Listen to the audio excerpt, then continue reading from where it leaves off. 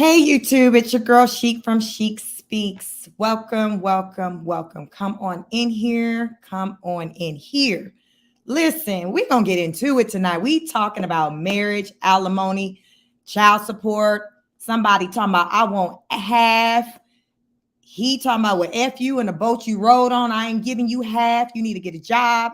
We're gonna get it. We're gonna get into it because I done some research and it's not looking good for the kid, meaning that man who is going through that divorce and he went on the up and up, and sis is like, yo, I won't have. So before we get into it, I'm gonna reintroduce myself. I'm your girl Chic.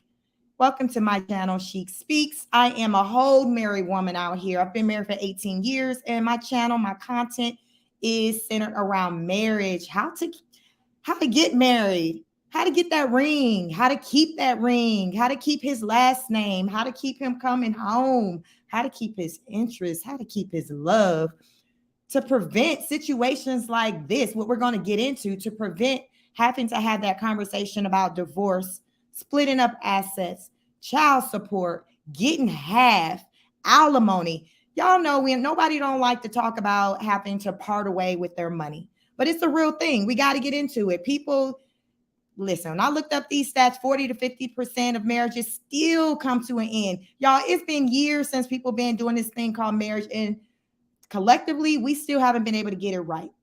My last show, I talked about, is it delusional to think that you can keep your man from cheating? Like 30, 40, 50 years, you can keep his attention, meaning like keep him from going outside. I don't know, y'all. That was a whole other conversation. So definitely check out that video.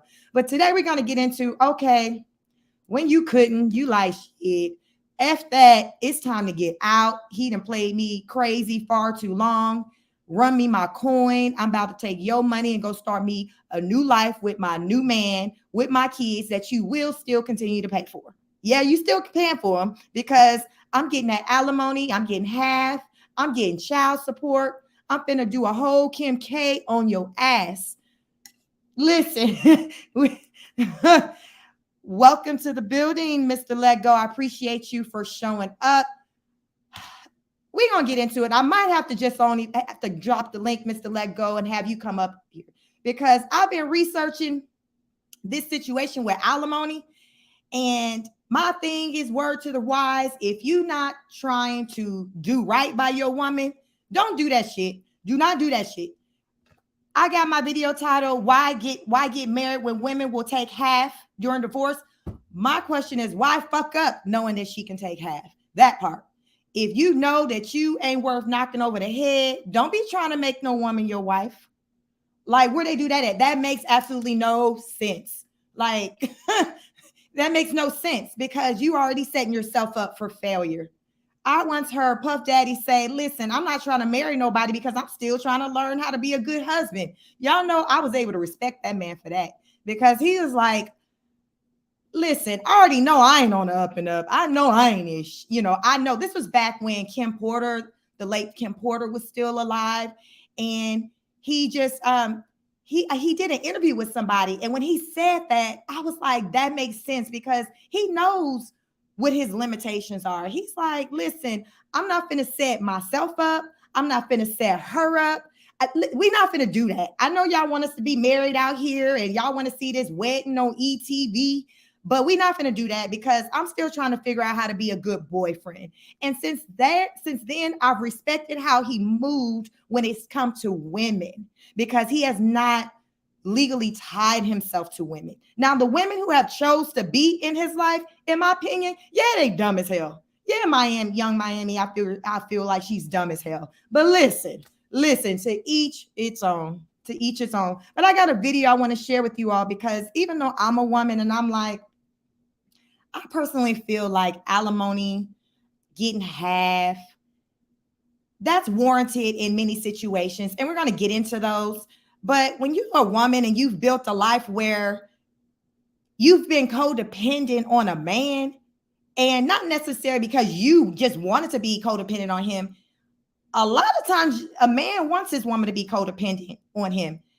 How many times have we heard, the conversation in regards to a man want to feel needed?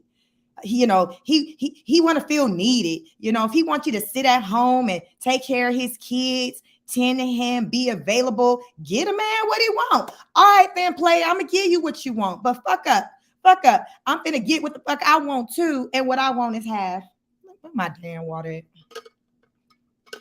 I want goddamn half. I want half. Because I'm over here playing tit for tat with your dusty ass, and you out here doing the absolute most. So you got to pay for that. Yeah, you got to pay for that. That ain't free. That is not free. You got to do right by me. You got to do right by me. And what they say, that's saying I can show you better than I can tell you. And that's exactly what happens when these women run these men for their coin. They're showing them. Because please know, before that woman filed for divorce, there were plenty of conversations had. There were a lot of conversations had, but they fell on deaf ears. And a lot of times that happens when we as women, we throw out these threats. I'm going to leave your ass. You do that one more time. They done it 10 more times and you ain't done shit. So what they say, you got to teach people how to treat you. So they take you for granted. And then there comes that time, as me and my girl, Miss V, talk about, you can't be blind, crippled, and crazy or be stupid forever. She wake the fuck up, y'all. And when she wake up, oh, a bitch wakes up. That shit makes headlines. It makes headlines. You see some shit like Dr. Dre and his wife where she trying to get half. Y'all remember the first case, what, Michael Jordan? Michael Jordan and his ex-wife, what was that damn woman name? She changed his world so bad to where next thing you know, his ass had pulled back the fucking divorce. They was working on shit. He was like, hold the fuck up. Hold up. He probably stopped breathing and clutched his damn invisible pearls because Juanita, when that fuck her name, Juanita was like, oh, player, oh, you want to get the fuck on? You want to be out here running around with Becky? All right then, player. All right, then I got you. Next thing you know, that we didn't hear about them divorcing no more. That shit was reneged. What they say, like you play cards and you damn renege. Oh, Juanita fucking reneged. Next thing you know, a couple of years later, the divorce was back on the table. He was like, oh, well, fuck it, take half. Because sometimes a man is so tired, they like, fuck it, fuck the dumb shit. I will buy my peace. How many of you fellas can relate to just been like, just to be done with somebody, you'll pay to have them out of your life. You like, damn it, God damn it. Take the shit. Just get the hell on. So I know that's a real thing. Like I get that. I get that's a real thing. But we have to really, we have to think twice before we move. I always say, anybody who's familiar with Chic, I always talk about you got to goddamn move with intent. Because when you don't, you can end up in a fucked up situation, a very fucked up situation. And it don't feel good. Like, who want to be separated from their money? A lot of money at that. No matter how rich we hear about a man being, that shit still hurt their asses about with the idea of a woman taking half, like they fucking broke. Like they got $1,000 in the bank and that bitch gonna walk away with 500. That's still how that man still feels. It hurts. It hurts. But a lot of times, as people out here doing what they do, they don't think like that. But you know what? I'm over here. I'm about to think about it. We're going to get into it. I'm going to share a video because it's a woman who's like, nah, she need to go out there and get her a job. Oh, okay. Well, let's just hope that she won't end up in a situation like that and see if she's speaking that same language. So we're going to get into that video. But before we get into that video, let me see. I got somebody making a comment. Mr. Lego says, I'm going to do a whole Kim K on your ass. Shit. Miss Veronica Farrish come through, says, hey, welcome. I appreciate you showing up and showing out for me as usual. And Miss V says, what's in the cup? Girl, you coming through live, Miss V. I got to. Folks acting like they got damn blind, crippled, and crazy and ignorant. Like you don't know that there's money on the table and you doing the absolute most. Like, motherfucker, you got money on the line and you still doing the most. And then you crying and shit when she talking about, okay, run me my money. Like, what the fuck? Huh? You wasn't saying all that when you was late. Y'all seen how Ray J be acting crazy when Princess, when she started threatening? Remember I talk about if you don't show consistency, that man will take your threats as like idle threats. But every damn 2 weeks, Princess Love ass talking about what she about to damn do. But Ray J ain't with her trying to leave him because he already knows what he got to lose. He already knows. He know what that we don't know what the prenup look like. We don't even know if there's a prenup, but he knows. And as they say, it's cheaper to keep her. So let's get into this video, y'all. As you come in, please like, share, subscribe, engage, because we getting into this shit tonight. And I might have to bring some of y'all up on this panel because it's real scary out here for those who want to be with the dumb shit. You can get the dumb shit you want to, but it's gonna cost you. That part. It's gonna goddamn cost you now. So let's get into this video. Let me see. Fair use, y'all. Fair to goddamn use. Let me see. Share my screen. Let me see. I had it up. Okay, here we go, y'all. Let's get it. Money, and y'all be getting mad and scared because Dr. Dre, somebody who actually has money, is in a situation where his wife took not even 10% of his income, but y'all over here complaining, and most of y'all making less than 6 figures a year, but y'all think y'all she's gonna take out what money? Well, you do realize that. Here's the thing. It might not be money that they have now, but it's like if they spend the last 20, 30 years building with the girl, she can leave and take half. That's a lot of power to give. Well, you just said I think it's just said a word there. Build with. So if that woman stuck it out for that long and build with that man where he was able to go build that business because she was taking care of the house, she was taking care of the kids, she was taking care of a lot of responsibilities for that man to thrive as a man to who he is today, why is she not going to benefit? Because he wouldn't be who he is today without the help of his woman. You just have money and y'all. Listen, y'all. That part right there, sis said that motherfucker wouldn't be where the fuck he is today if it wasn't for her building. Oh, Becky was like, yo, she used the word building. Yes, that is the right word. Keisha built with your damn ass. Keisha built with you. So that's why she was like, hell yeah, Ninja, give me half. So how do you as a woman see it any other way? So now I was in a conversation and Mr. Let Go is in the building. We were going back and forth today, and he said some things, and I'm like, I'm with you on that.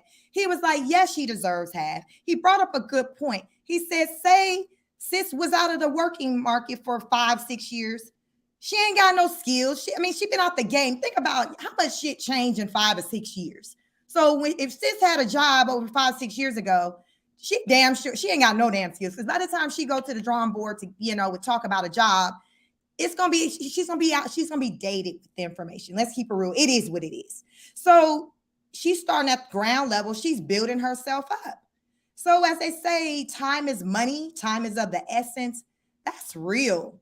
That's real. So yes, she should be entitled to half. But at the same time, let's talk about alimony or the spousal support, that monthly type payout.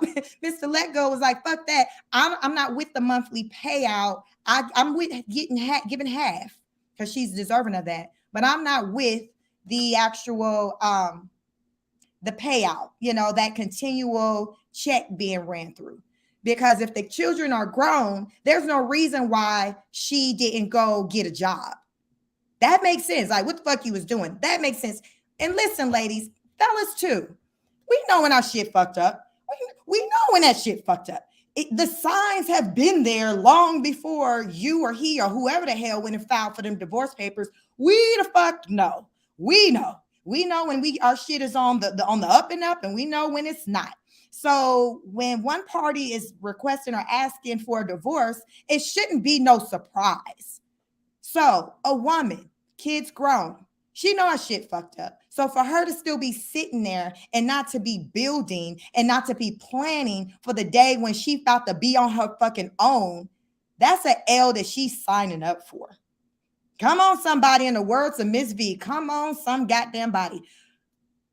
Sis, what the fuck are we waiting on? How many of us know a couple that's in a fucked up situation and we just counting down for that bitch to end? We just counting the fuck down. We know they got 2-3 kids. The last one, 15. We said, okay, he about to be 18. Little Jimmy about to be 18 in 3 years. That shit finna be over. if we can sit and say that just from being on the outside looking in, God damn it, I ain't sleeping with him. You know your shit fucked up if I'm on the outside and I know that shit fucked up. So you have to plan, you got to prepare. You got to plan and prepare for that. And you can't be mad when he coming at you and he hitting you with that. And you like, but I don't have no income coming in. So so my thing is, I'm going to show you, I researched this situation and I wanted to know how the hell did spousal support stuff work? Because I hear about child support, but when is spousal support warranted? So, I did some little high level research and I found that your spouse can be ordered to pay you alimony if the judge finds that you were financially dependent on your spouse during the marriage, and you can prove you were dependent if all of the following apply. Bullet point 1, you relied on your spouse for financial support. 2, you don't have sufficient property, including marital property, and to provide for your needs. 3, you are unable to support yourself through work, or you cannot work due to caring for a child whose condition makes it inappropriate for you to work. So even if you can prove you are the quote unquote dependent party, there are still many factors the judge will consider when deciding if you will get alimony and how much you will get. Alimony payments can be ordered to start while the divorce is still pending in court, which is known as interim or temporary alimony. And for a period of time after the divorce is finalized, the court will determine how long you or the other party will receive alimony. Now, here's the kicker. If you have been married for 20 years or longer, there is no limit to how long you can receive alimony. However, if you were married for less than 20 years, you cannot collect alimony more than 50% of the length of the marriage. So, God damn it, men, what the fuck? If you didn't put in numbers like that, you got a lot to lose. You got a lot to lose. Was that ass? I need to bring up Miss Vivi. That what she say? Licking ain't cheating, but sucking ain't fucking. Listen, Miss V, so you might have some folks out here damn trying to subscribe to that shit, and they finna be fucked up. They finna be like, Your Honor, but Miss V said licking ain't cheating and sucking ain't fucking.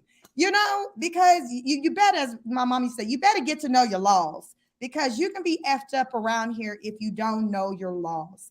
And from state to state, they vary. The laws vary. I live in the state of Georgia. And what I was reading to you, was things that I found out. And I actually found some other information pertaining to divorces and separations as it pertains specifically to the state of Georgia. So you got to get to know your laws. Let's get into the top reasons as to why are people getting a divorce? Because people aren't running out here just saying, I just want a divorce. There's reasons why people are getting a divorce.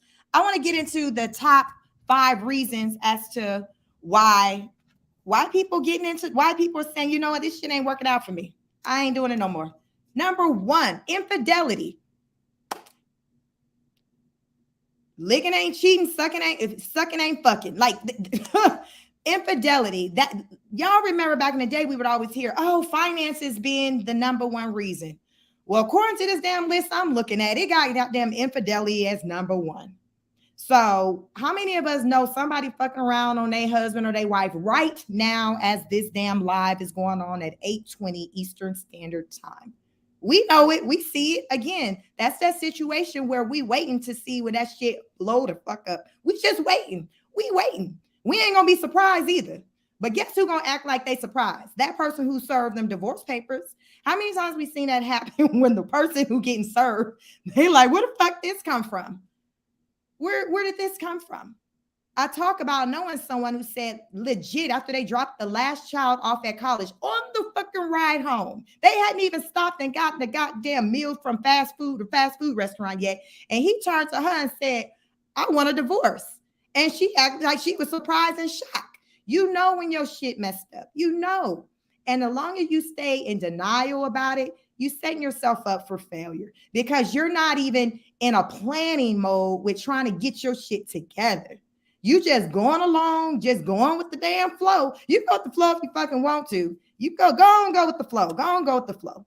Second reason, lack of intimacy. How many couples we know that when you can tell there, you can see there's no intimacy there. You're like, they just living, they just cohabitating. They're like roommates. You see no chemistry. You sitting back with your man, your woman wondering like, damn, how they get together? What the hell they talk about at night? Because you see no chemistry. You're trying to figure out what is it that keeps them going because you do not see it. And you already know that shit is limited. You already know it's got a really short shelf life. You already know because you see there's no chemistry there. Communication. Me and my husband both agree that communication is the key in any relationship. If you want a successful relationship, you got to talk about some shit. You got to talk about shit when it's fucked up. You talk when things are going good. You talk. You got to talk. You got to talk because I don't even know what it looks like to be in a relationship where you're not talking. You're not talking. Me and my husband always talk. We talk at home. We privately, we talk with our children together. We go on dates. We talking over a goddamn meal because as Mr. Letgo said, a woman love to fucking eat and your brain is also in your stomach. So that shit made a lot of sense to me because the bitch got to eat. Come on, you can get anything come take me and get a meal. What you want to know? As I'm goddamn eating, I'm opening up and I'm telling you every goddamn thing you need to know. Feed me. So it made sense when he kicked it like that. So I was very enlightened by that. Fourth reason, money. Remember I talked about there was a time when finances was kind of like that number one. You heard that shit get fucked up. People filing for the divorce because that bank account ain't looking right. He ain't bringing that money home. Shit just all fucked up.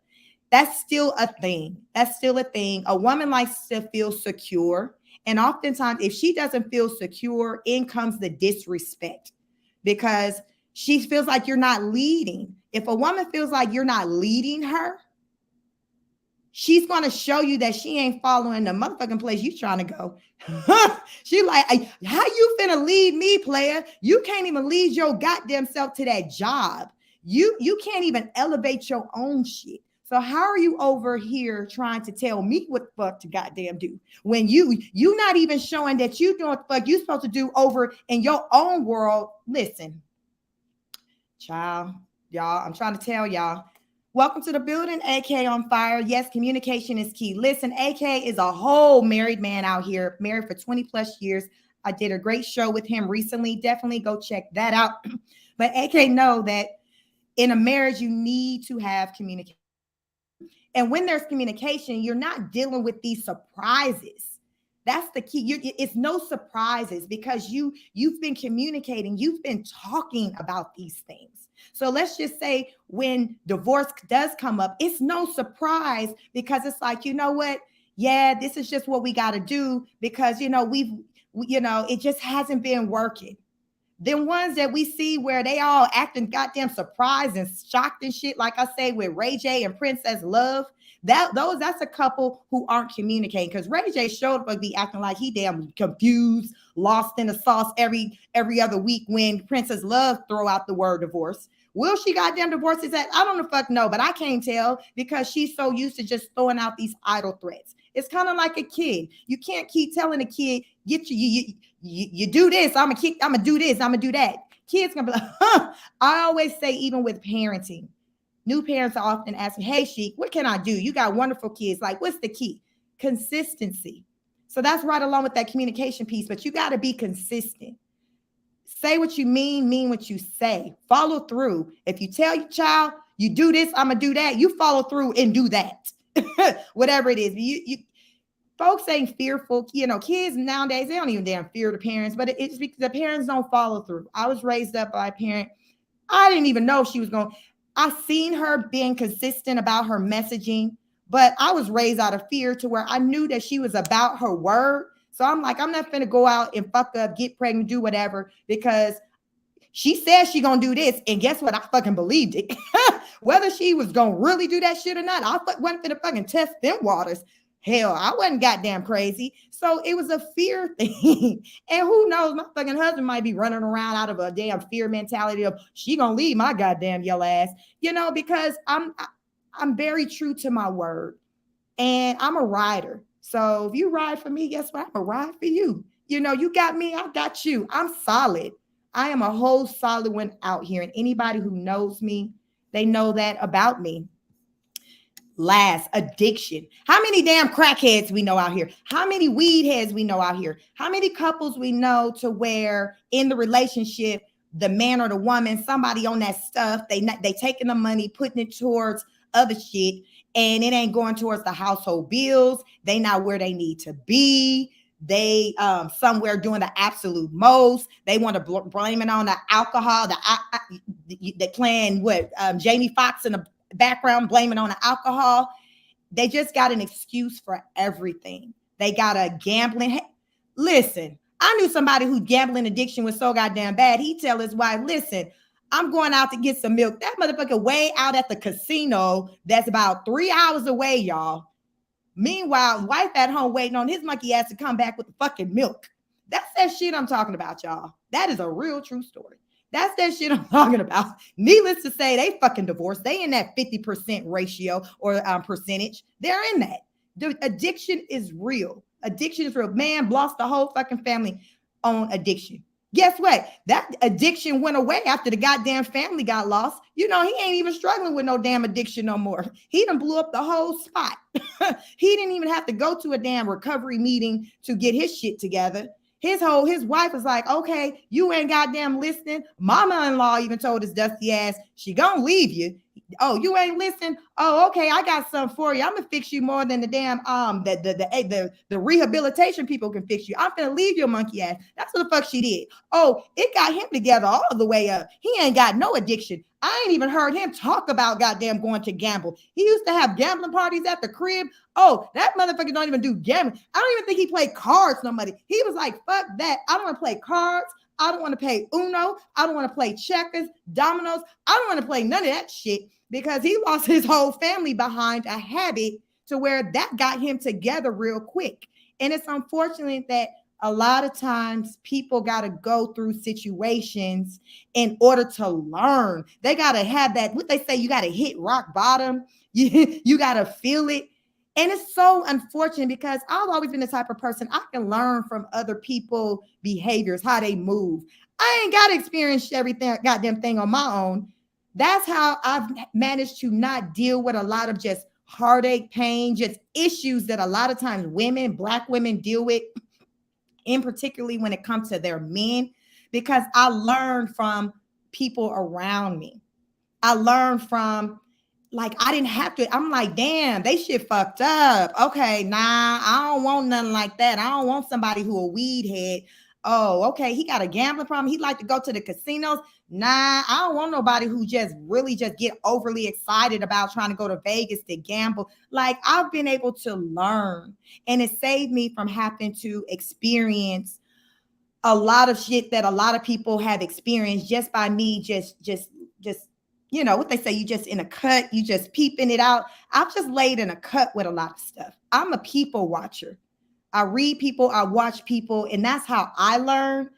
I have a lot of insight, and it just comes from just learning and watching how other people move. Got another question for you. Why does the wife get half in a divorce? Why?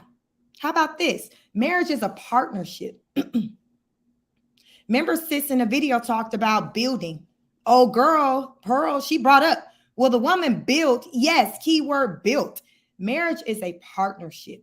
So why is suddenly that's going out the window when it's time for us to go our separate ways? Up until then, it's a partnership.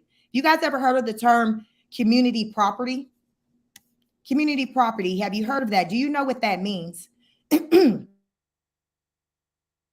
Community property is anything acquired during the marriage. Yeah, anything acquired during the marriage, that's community property. So that means that you're able to split up that because it was acquired during the marriage. So imagine somebody who's been married 10 plus years, 10, 20 years, how much shit they may have acquired during the marriage. You don't think that it's fair for both parties to be able to walk away equally with something? I mean, y'all built that together, right? I'm just saying, like, the shit makes sense to me. It's not fucking rocket science. I'm just saying. Marriage is a partnership. And if you don't view it as a partnership, even going in and have that basic understanding, nah, you need to be on the sideline like Puff Daddy when he said, nah, I ain't ready. You ain't ready, sis. You ain't ready, bruh. Marriage is a whole partnership. And if you be in that thing operating like you a solo act, I'm going to tell you right now, your shit going to be fucked up. Because people who I see operate as a solo act, they shit is all the way fucked up. I was just telling somebody that I came to learn there are a lot of couples who don't even merge their finances.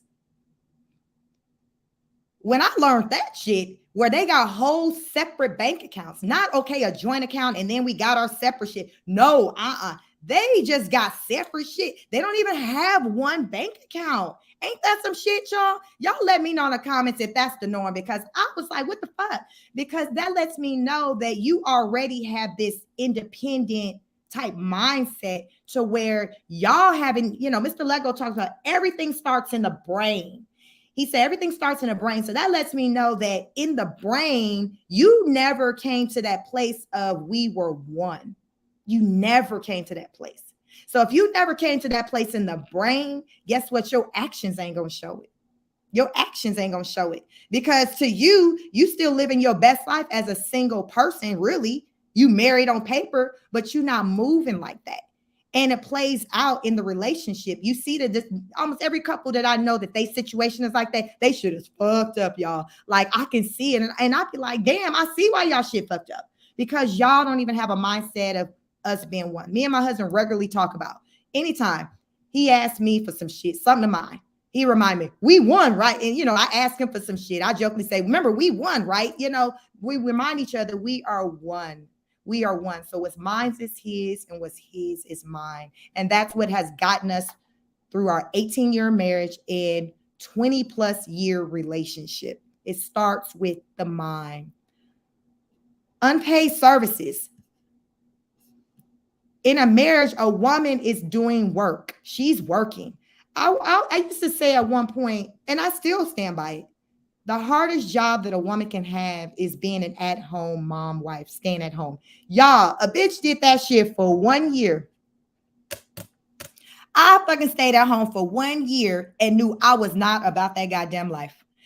Send me to a goddamn job. I was not about that life. I didn't like the shit that comes along with being at home and taking care of shit. Taking care of, at the time, my babies were little, so they weren't all school age. Out of 3, 1 was in school. The other 2 was at damn home with me.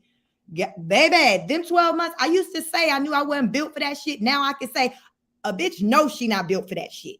I experienced it. I'm like, fuck that. I need to go back to work. I need adult stimulation. I can't do this shit being at home with some damn kids working my goddamn nerves all the damn time, cleaning up damn shit, having to damn have the milk. We both goddamn going to work. We both goddamn going to work. That's the type of woman I am. So at home, a woman is doing things that she's not making money for.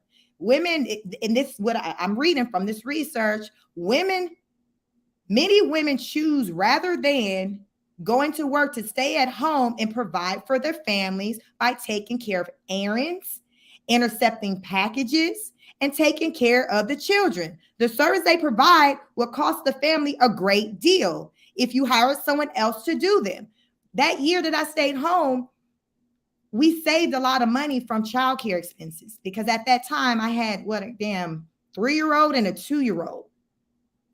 That was a lot. I had my last 2 were kind of like back to back. So put them in the childcare. That was a hefty bill. No lie. Like that was shit, $300 something a week. Like anybody who's a parent who's dealt with paying with childcare, I ain't damn lying. We in 2022. I don't even know what the fuck that bill look like now, but that shit got to be on a whole nother level if this is what it was back in like 2011. So women at home, they doing shit, and it saves that man that money from having that, that man is saving money by not having to pay out the child care because she's at home taking care of those kids, cleaning the house. You're not worried if that man ain't having to worry about coming home to a dirty house. My thing is, when I was at home, I was doing those things. But me as a woman, I prefer to not be doing all that shit. I'm just saying. Send my goddamn ass to work. I want to goddamn earn a damn check. Fuck that. We both gonna be saying we went to work. I'm just not your stay-at-home type of chick. Now, if I am home, I'm doing another job. Hey, I'm a content creator also. So I can do content creation all day because that's still like a job. I need to be doing something. That's just me. I gotta be goddamn doing something. I gotta be more than damn tending to some goddamn kids. I'm just saying. That's me. Missed opportunities. Number 3. In today's fast market environments, it's necessary to remain competitive in order to stay on top of your game. Many women have missed opportunities because they weren't able to stay on top of just the latest and the greatest when it comes to just the trends, as far as like the skills that's needed to stay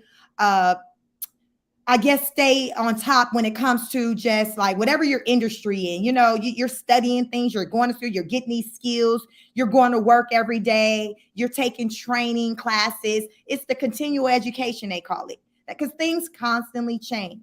So as we talked about earlier, Mr. Lego talking about a woman who ain't worked in 5 or 6 years, she ain't got those skills. So you got her bumped up against another candidate who's been working consistently. Who do you think is likely to get the job offer? I'm just saying, let's keep it real. Who's likely to get the job offer? That woman has sacrificed. And that's what we do for our families. We sacrifice. We sacrifice. And we don't even do it with sitting in regret. I'm going to say most women are just sitting in regret about their sacrifice. But when that shit comes to an end, she bringing it all the fucking way up. Motherfucker, I sacrifice here, there. She's going to bring that shit up. It's coming up. It is coming up. It's going to come up. Let's get into these comments. Let me see. Miss Veronica Fair says, people throw around getting married so lightly as if that's the end all be all. There's levels to this. You got that right. There's levels to this shit. There's levels to any and everything. We can't be so surfaced. We can't be. It's more than, okay, as Pearl said, she need to get a job. Did y'all even peep what Pearl looks like? Let's talk about that part, because her experience with getting out there, getting a job, it don't look like, or let's just say Keisha's experience with getting out, getting a job. Y'all listen, that might have to be a whole nother video. Y'all listen, it's not always an equal playing field when it comes to people that look like me. It's not. Y'all know how many times y'all heard that, when it comes to Black folks, we got to be leaps and bounds better than that next person, than that non-Black person.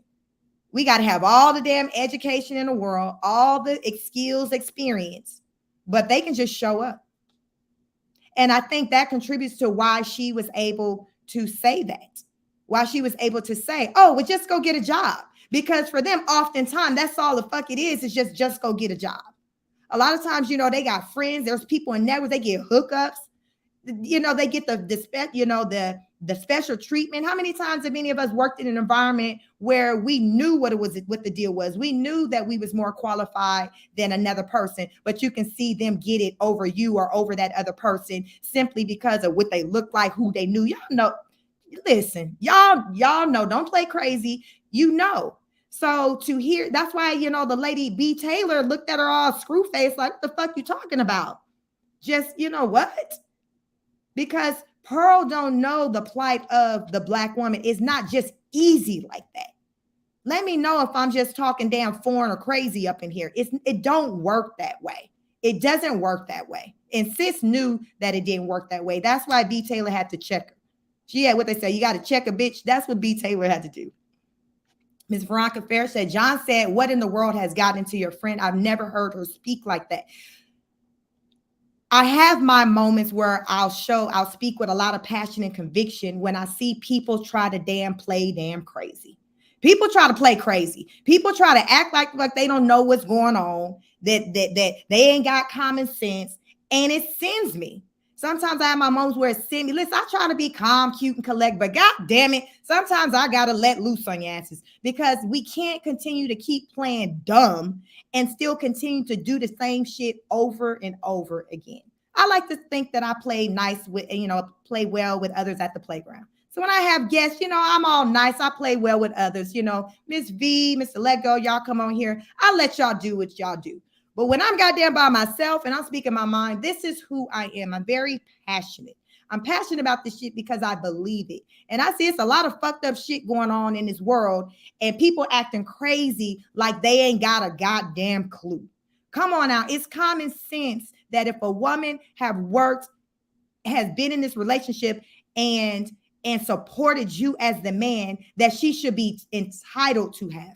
I posed the question to my goddamn husband. Without a thought, he said, hell yeah, because she was there holding down the family. She was taking care of the kids. All the common sense reasons. This shit ain't rocket science. It's just common sense.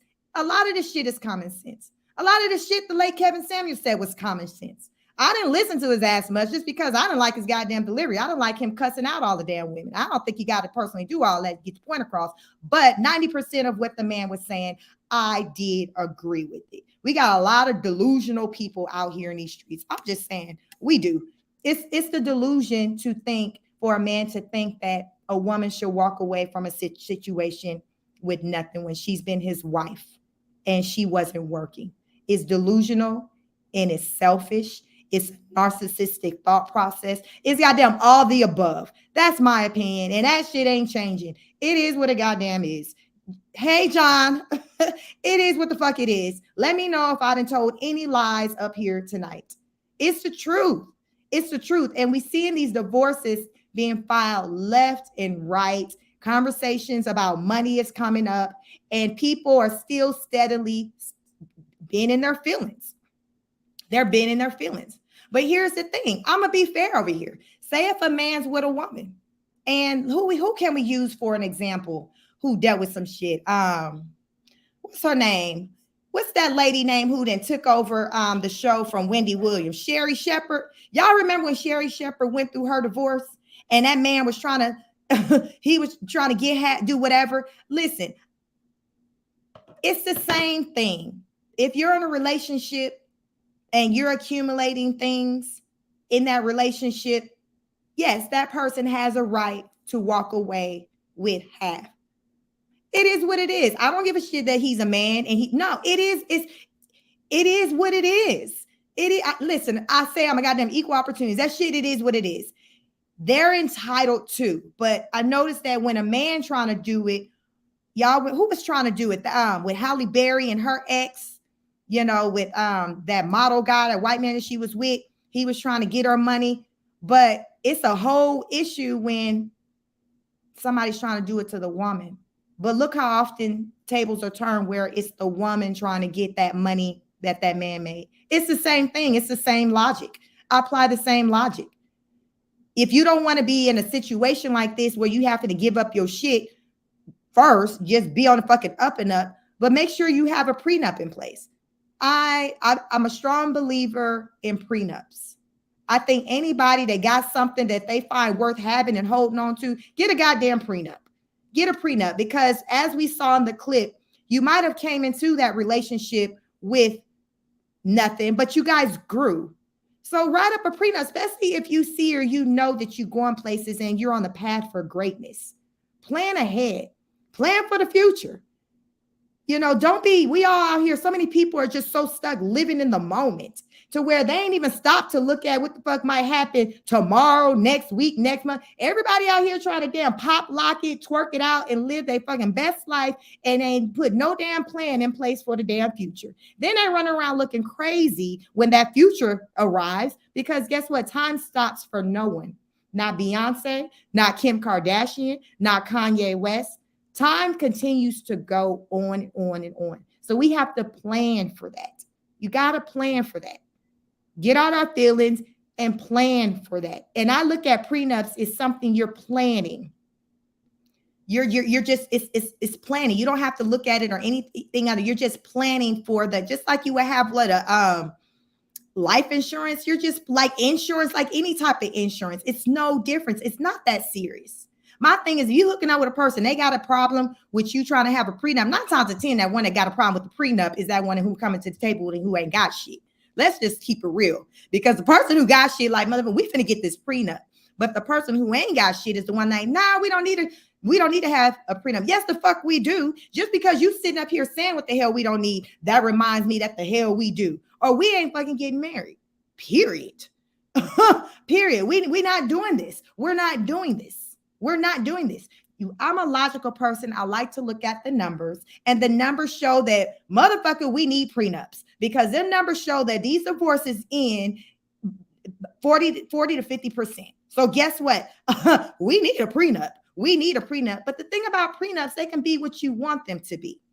Come together with your partner and talk about what you want that prenup to be. Your prenup can be, hey, we leave what we came into a relationship with, and then whatever we made together, we both just take 50% of that. Or, husband, you're working, you take 60, I take 40, whatever the fuck you want it to be.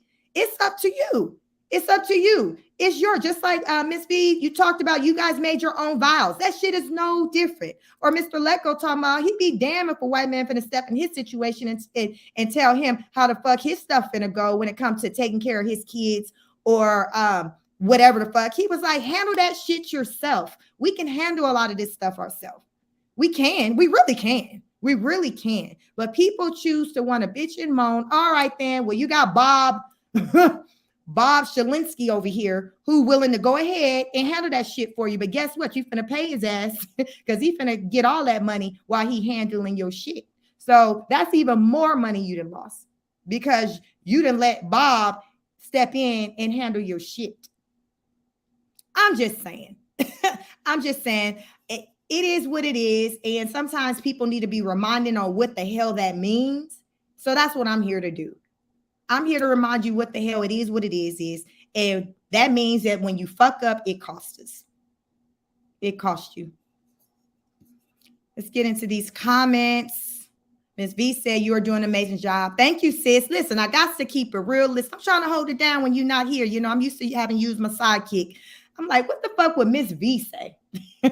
I got the Miss V energy channeling through. Mr. Letgo said, no lies told. Listen, I can drop that link. Y'all let me know. I can pull that trigger, drop that link. Y'all can come up. Because I didn't say what the fuck I had to say. I guess I'm on my Mr. Letgo energy. This some dumb shit. And I got to call it call it out. It is what it is. I'm just saying. Shit, it is what the fuck it is. Latrice Brown. Hey, Chic. I love it. Hey, Auntie. Welcome to the building. Thank you for checking me out. Listen, I'm gonna drop this. I'm gonna drop it, y'all. I'm gonna drop this. I'm gonna drop the link, y'all. I'm gonna let y'all come up here and tell me because I know that y'all got something to add, and it's a conversation that has to be had because we got a lot of people who are going through some shit and they not knowing really how to handle it. They're like, I don't know what to do. He's leaving, what am I to do? How am I supposed to live? Should I ask for half? Well, maybe that might be selfish. I didn't work. Bitch, hell yeah, you asked for half. Yes. God damn it. Yes. Yes. God damn yes. Yes, we're asking for half. Any more questions? Yeah, I tell you that shit for free. Bob gonna charge your goddamn ass. He sure the fuck is. He gonna charge you for that. Y'all know them attorneys ain't no joke. They charge what I seen one with that one Miss Veronica posted. She charges $15,000 just as a retainer, and then $500 an hour for her services. So I'm gonna say it would behoove you to know what the fuck you doing or what you're dealing with. It would behoove you to know what you're dealing with. Prepare yourself. Do your homework. Talk to people. Do your research. Get to know your laws. Know what the fuck you getting into. Don't just be damn jumping into shit all willy-nilly. He fine. She got a fat ass. I'm finna wife her up. Okay, motherfucker, you go ahead and do that. You do that all you want to.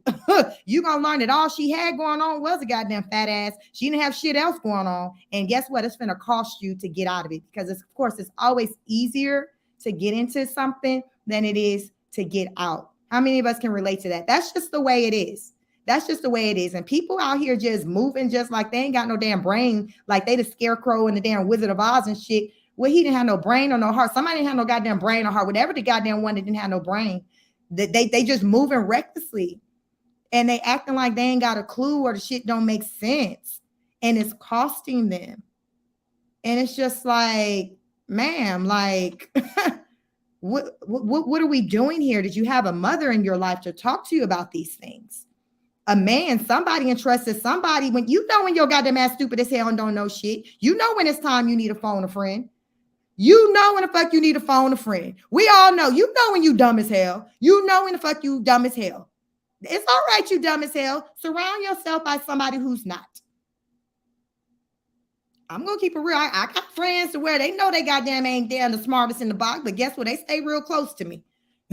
They make sure they keep that relationship with me real tight. They preserve that goddamn shit because they know they might need a fucking phone a friend. Because if you ain't got the answer, guess who the fuck likely do? Sheik likely got the goddamn answer, because it ain't shit dumb or slow over here with me. Mr. Lecko said, and that's why the alimony mess isn't going to fly. She can have half, but I'm not the government. I don't pay women a check every month. No, like I'm with the half shit. I'm with the half shit. The every month stuff, that's just that's something to where if you are getting something every month, that to me makes sense if it's in lieu of getting half. Because it may be a situation, okay, well, instead of getting this lump sum, sis, we're going to grant you half, and you it's just paying out that kind of almost like that lump sum in payments. You know what I'm saying? It's a hard end date. I want to say the first person I learned about some shit not having an end date was Will Smith and Cherie. I remember that with that relationship. Hey, Miss Veronica. What's up, lady? I remember when Cherie and Will Smith went through that divorce, and she was the first person I learned when I heard about alimony. I was a young girl then. I probably was in high school. But I remember that shit said he had to pay out alimony until she got married again. When the fuck was that going to happen? Who the fuck she was going to marry that was going to have more money than Will Smith? I mean, she's not married to this day, is she? I don't think so. Hell, with the fuck you? Would you be goddamn married again? No, ma'am. Because the only time it's gonna make sense is if he coming with more money than what the last one had. Who the fuck got more money than Will Smith? Right. Exactly. You know, so what's your thoughts? And listen, you tell John, listen, I hope he don't think I'm crazy like you. Well, you know, we flock together. So yeah, I guess so. He probably like, that's why Miss B talking to her, because she crazy. Listen, I said, I went, he's watching the game. I said, I ran in there because I'm trying to cook some nuggets and stuff. I said, oh my God, Lashik is going off. He was like, I heard, like, what's going on? She got something in a bra? What's going on? I said, listen, I don't know. Stupid ass people out here that that got me having to speak, because you got people who acting dumb. Mm-hmm. Like it's like people are just acting like shit ain't what it is. You know, it's just like people are moving recklessly and then want to be in their feelings when the law kicks in and says, okay, well, this is the consequences of your actions. Well, why? It's almost like your child. You told them, hey, you come home late, this is going to happen. That happens. And then they pissed off. Well, I told you this is what was going to happen. This shit is in writing that I'm talking about, Ms. V. This is a basic Google search. So let me ask you this. As women often want alimony, how do you feel about men getting alimony? I'm an equal opportunist. I feel like if you got into a relationship with a person and they provided you a certain type of lifestyle, then it is what it is. And only how you veer from that is if there's a prenup in place. I'm a proponent. I believe in prenups. So if you don't have a prenup, I think it is fair for that person to get whatever that was accumulated during the marriage. That's my thing. I agree with that too.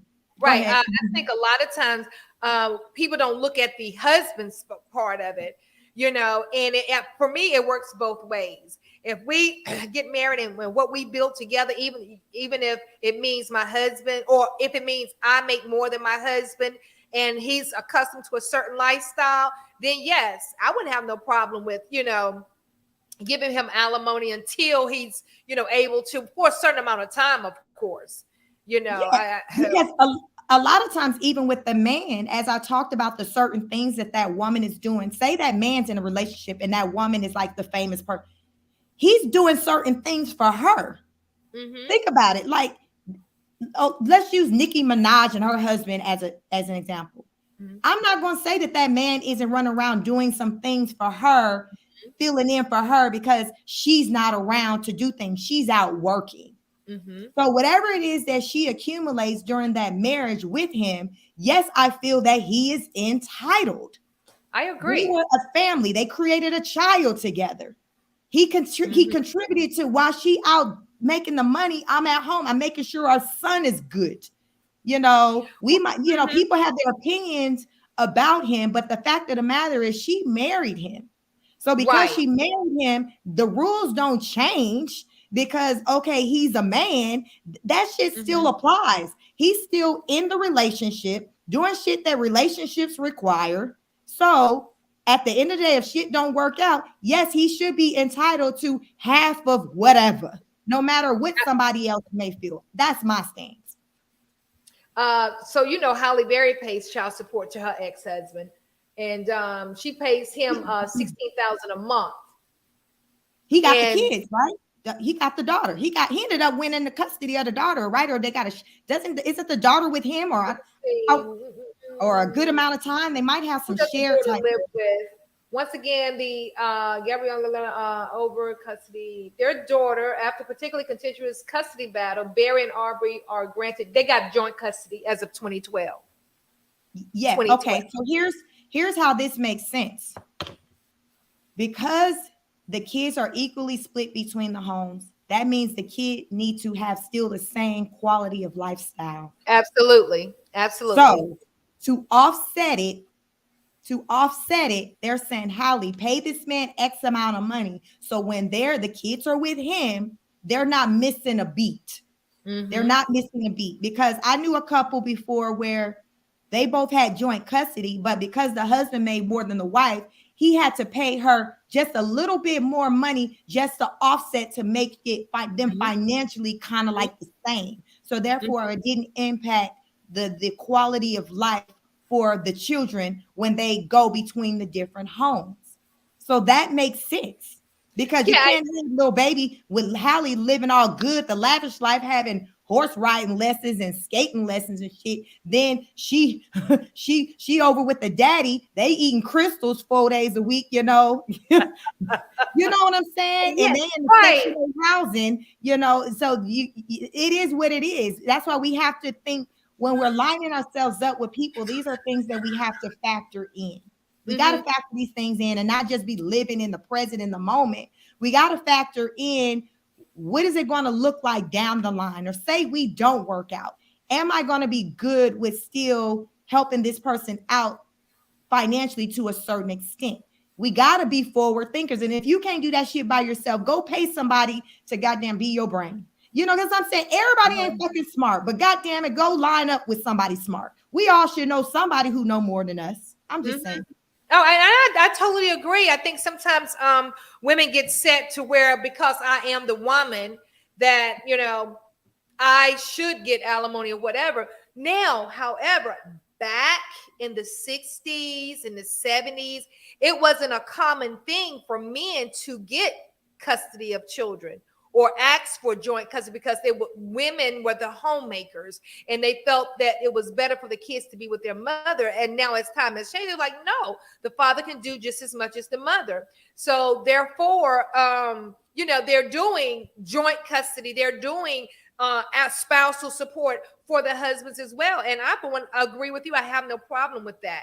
Again, know what you're getting into when you get into it. When people start talking about marriage, I think they throw it around so lightly and not talking about not only the good aspects of it, but what if, just in case it don't work, how are we going to maneuver through these things? This is the conversation that needs to be had before you get married. What if it don't work? I know right now we in love and we really feeling each other, but it may come a time where we may potentially grow apart. So if that happens, how are we going to split our assets? Should we get a prenup before we get married? And I agree with what you said earlier. The broke person going to always say, no, I don't think we should get a prenup. Now, if we both come in it with nothing, what we get a prenup for? Right, Whatever right. we accumulate together, then we will split that, you know? Right. Makes sense. Mr. Lecko said I'll pull up, but I'm out here in these streets. Be safe out there. He said, you're killing this live stream, Chic. I appreciate you. And just for being tapped in with us. Miss V, I just think that so many of us are just guilty of just living in the moment. And we set ourselves up for failure when we do that. Absolutely. Because, you know, how often it really works out for any of us when we just stay living in the moment and don't plan ahead. That's the point of having retirement plans or even choosing to get married. How about that? I think a lot of times, you know, you got a lot of people who are just say, no, I don't want to get married. I'm making money. I don't need a man for this, and that. Sis, today as a young woman, I feel you. You're good, but you're not going to always be young forever. And there's going to come that time where you're going to need that support of someone else when you're 70s, 80s. Yes, that day is going to come. So that's when I talk about thinking ahead. And when I say that, I don't mean to settle or anything like that. I'm just saying, don't throw in the towel. Don't give up. Don't give up. Just say, you know what? I got to keep this thing going. Never settle for some bullshit. I don't advocate that at all. And I know you damn don't advocate that. I know you don't advocate that shit, you know, but I don't either. What I'm saying is make smart decisions, keep it open-minded. When you recognize the real one, explore it. Don't be so caught up in just living today because you get into the bag that you're good. But here's the thing about when you meet that potential one, you know, it's not to say you want to just go ahead and get married. Grow together, learn each other, take time to get to know each other. You know, and a lot of times people are, let's get married or let's pick me or whatever the hell that is. But take time to get to know a person. You can be a pick me and they pick you and you still end up fucking single by yourself because you end up finding out, well, damn, he wasn't what I thought he was, or he'll probably say the same thing about you because a lot of times people are very superficial. So my thing is, when you find somebody that could be a potential mate, hey, let's get to know each other. Hey, it's fun in that. It's fun in learning each other. It's fun in supporting each other and moving forward. And you may find yourself at some particular point in time, if you are getting the bag, saying, listen, let's do this thing called life together. And I feel, I like to say we live in this microwavable society, I like to call it, to where everybody wants things quick, fast, in a hurry. Nobody don't want to work for nothing. It's just like, oh, that's too much work. You don't get to 18 plus years what I've put up with having that type of attitude. You got to get out of that because as they say, anything worth having is worth fighting for. And it comes down to you. I think Betty Wright said it best. Anything worth having at all is worth working for and fighting for. That's what she said. That's what she said. That's what Betty Wright said. Listen, and I approve that message. And I think today, as soon as we come to the first signs of just, I guess, a heel or a problem, we're ready to tap out. I know that feeling. I've been there at a point in my marriage, but guess what? My husband didn't have that mentality, so it made a difference because there was one person who was ready to tap out and one who was like, no, we can do this thing. What if his mindset was like mine 10 years ago? Like, you know what I'm saying? Don't you think when a person is more mature, they're more apt to have more patience, more understanding because they see further than you?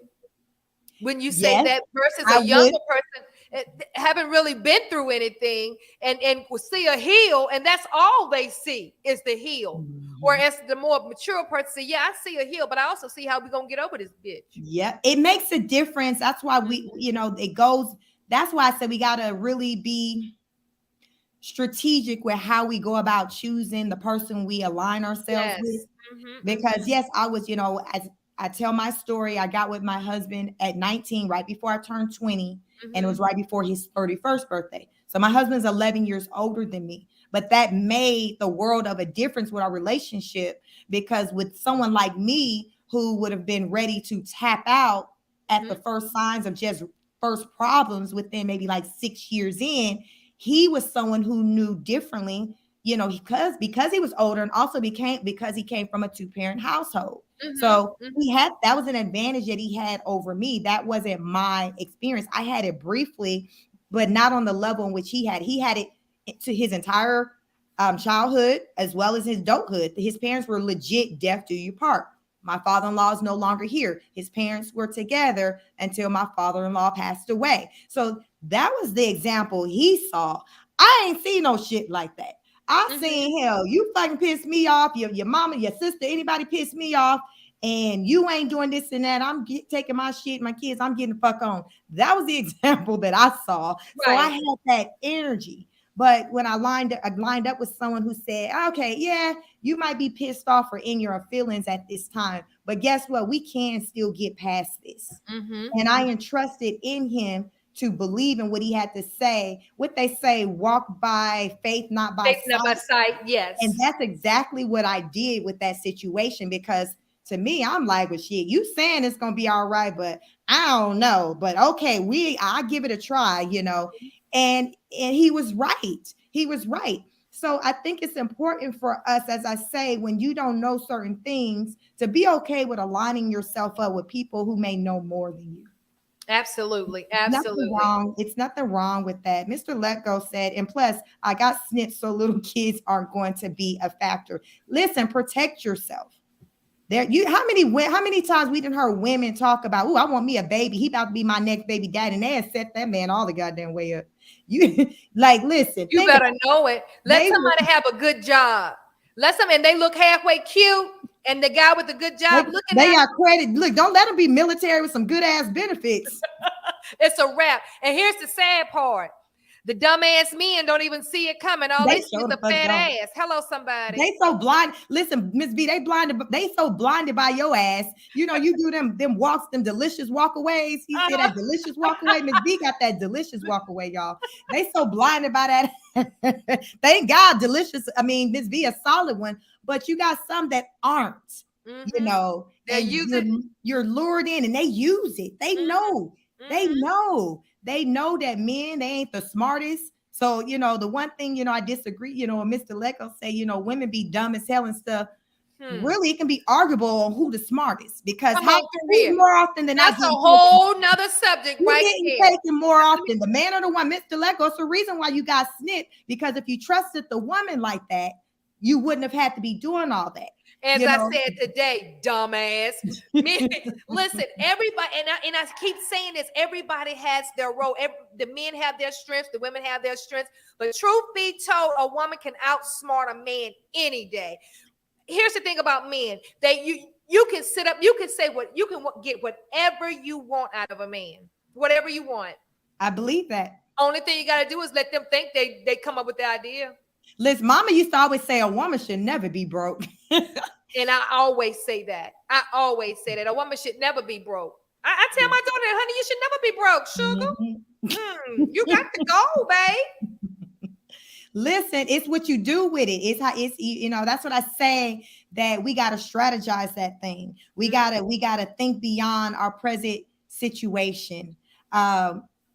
We can't be so surface. We got to be we got to stop being so surface. And I think a lot of us are guilty of just looking on the surface and not looking at how we can make things work for us. You know what I'm saying? Have a plan. Everything starts with a plan. Be that woman with a plan. Anybody you've seen accomplish anything great, man or woman, it started with a plan. It started with a plan. And when your plan is on point, and you stick to it, it ain't no reason why you not gonna be successful. That's exactly right. I totally agree. I totally agree with that.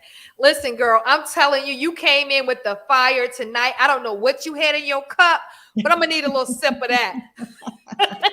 You came in. Oh, let me get me a damn sip. But it's, I had to tell these people, girl. Oh wow, this is another side. Mr. Let Go don't know who he got in the group. No, he probably don't. Like I said, I like to say I play well with others. So when I'm around others, I'm kind of laying back in the cut, observing.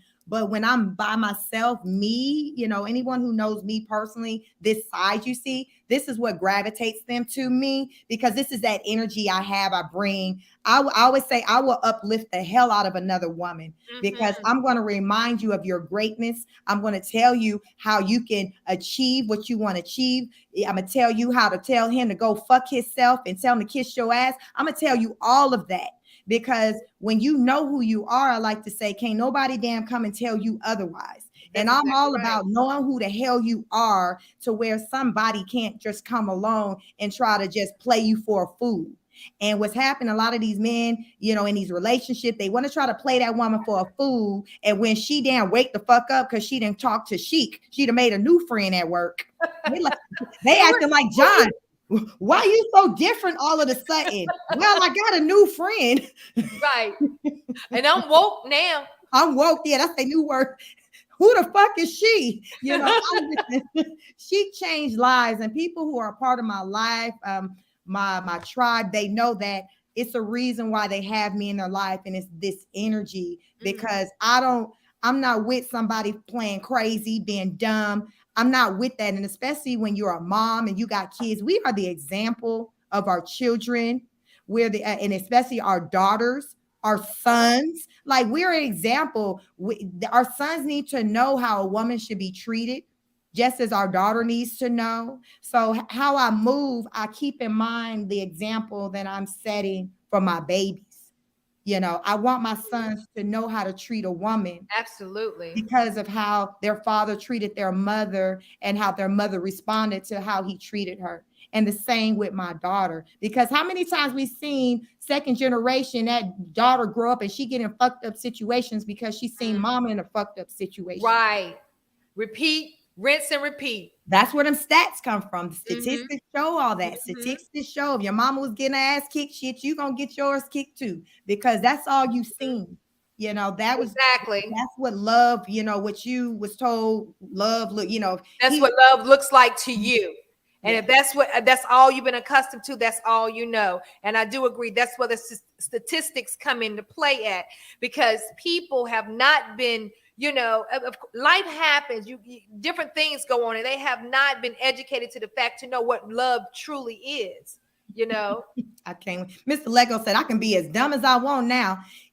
Listen, Mr. Lego is a prime example for planning for the future. My brother is planning for the future. He planning to be dumb as a box of rocks, because he didn't handle his business. He didn't handle his fucking business. What he said, what you're not going to do is be setting me up to get a fucking check up out of me. I am not mad at you, sir. I'm not.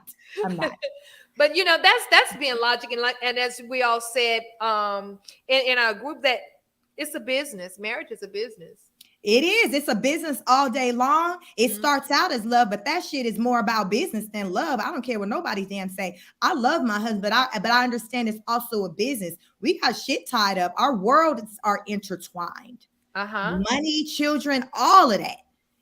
So you can't just suddenly just wake up and be like, okay, I want out. It's a process. So that's why I say that woman who went and filed those divorce papers, who then hired that attorney that your monkey ass probably about to be paying for at the end of the day.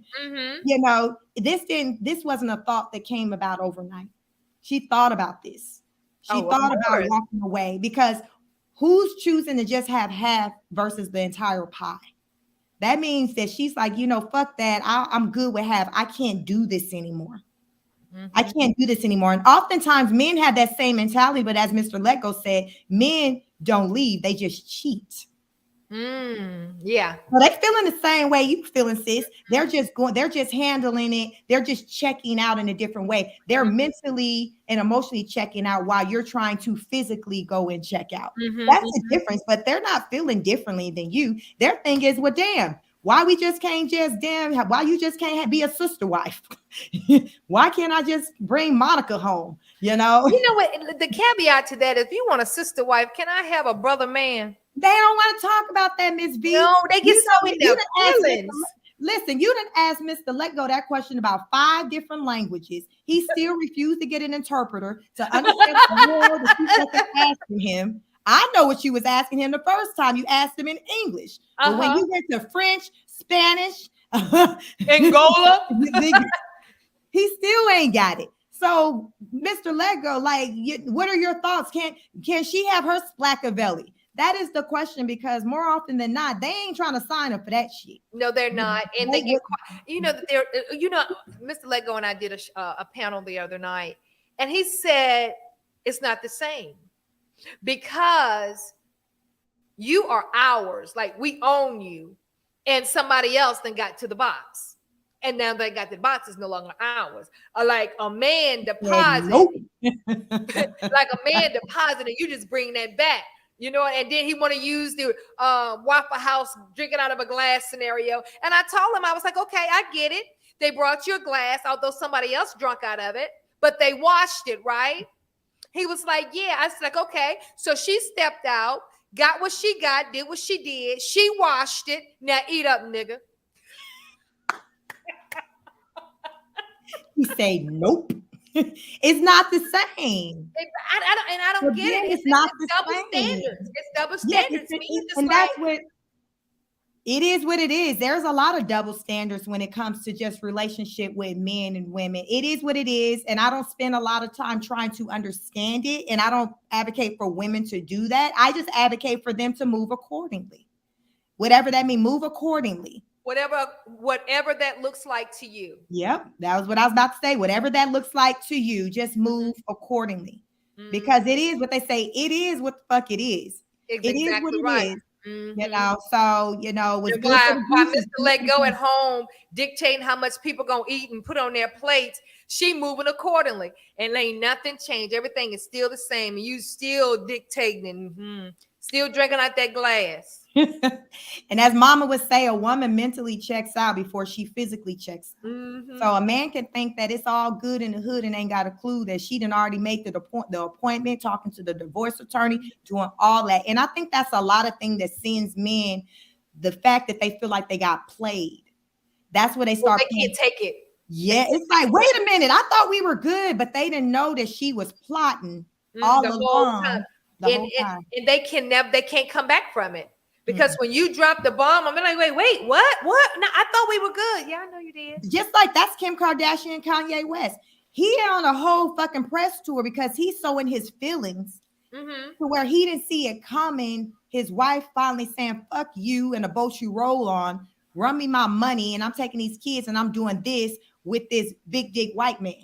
He didn't see that shit coming. Now he losing sleep, having temper tantrums, cussing Charlamagne the God out, and it's all rooted from ego. Yeah, that man. Once you bruise a man ego, I don't even think it's no coming back from that. Kanye, your motherfucking ass was living in the hills of Montana, whatever the fuck you was at. You know she wasn't even living at home when she filed. You weren't even living there. You were somewhere else for years. So now, really, girl, yes, he was in goddamn, I think Montana, some damn shit where they got hills and mountains and horses and shit where you don't see nobody looking like us. He was there. He wasn't in California. He wasn't. That was at least for the last couple of years of their marriage. No, once she filed divorce, then he decided to move his monkey ass back. He moved his ass across the street, Ms. V. His fucking ass bought the house across the street. So now you want to move in and be with your family when she said, I'm tired of your shit. Now you're suddenly saying, hey, I want you. I want my wife. She said, fuck that. Kim was checked out before she went and filed those papers. She was checked out. And you know what I also think? I think that he felt like, as Mr. Let Go said, that he owned her. And whatever he did, that she was still going to go along with it. And his ego was truly hurt When she was just like, okay. And she wasn't even saying, if you don't come back, I'm going to know. She was just like you said, checked out. You'll get your papers and leave me alone. And was unbothered, and she still come off as unbothered. She ain't studying him, but he's all in his feelings. And it's just because he feels like he doesn't have the control. Because again, mama would always say, a man don't want you leaving them. He want to be the one in control with the leaving. And once he do it, it's okay. You can cry, babe. It was like, no. But you do it, it's something totally different. Right. How many men can relate to that? When she left your ass, blocked your ass, and I don't want shit to do with your ass, it felt different. It hit different when you weren't the one in control of it. But see, to me, it's the rejection part. It's the rejection. They can't stand the rejection. They can't stand not having the last hand on the situation. And it's okay, like you said, if they say, you know what, no more. But when you tell them and they don't know where it's coming from or didn't have an idea that it was coming, that's like being sucker punched, ain't it? Yeah, it's almost like they'll get back to you just to be the one to end it. Like, okay, let's get back together. So therefore I can be like, okay, I don't want you. Like it's a game. Right. I want to be the one to say, I'm leaving you. Mm-hmm. It is not even that I really want to be with you. I don't think it's about Kanye really wanting to be with Kim.